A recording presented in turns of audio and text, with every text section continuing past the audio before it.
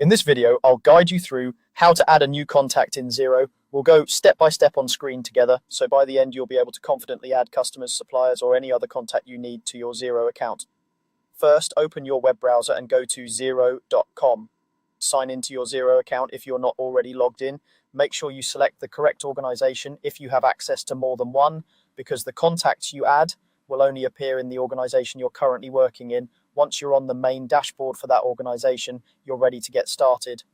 Next, look for the contacts option in the main menu.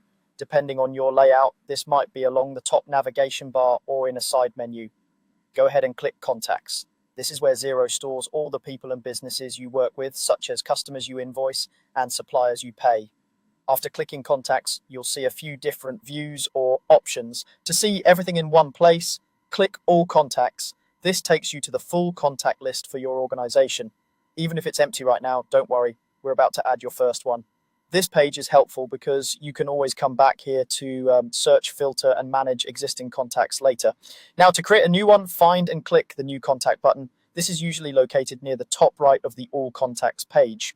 Clicking New Contact opens a blank contact form where you can enter all the details for the person or business you want to add. Let's start by entering the contact details. Begin with the contact name. This is how Xero will display the contact throughout your account, so choose something clear and consistent like the business name or the person's full name. Then fill in key fields such as email address, phone number, and postal address. Take a moment to double check spelling and numbers here. Accurate details mean your invoices, statements, and purchase orders will reach the right place without issues. If there are optional fields you don't need right now, you can always come back and update them later. Once the basic contact details are in, move on to entering the business information. This is where you can add things like the company's legal name if it's different from the trading name, tax numbers, or any other business identifiers that are relevant in your region. You might also see fields for things like default currency, default account codes, or payment terms. Setting these up now can save you time later because Xero will pre-fill them whenever you create invoices or bills for this contact.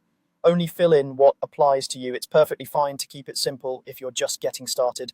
When you're happy with everything you've entered, the last step is to click Save and Close. This button is usually at the bottom or top right of the contact form. Clicking Save and Close will store the new contact and return you to the All Contacts list where you should now see the contact you just created. That's all there is to it. You've successfully added a new contact in Xero, and you can now use this contact when creating invoices, bills, or other transactions.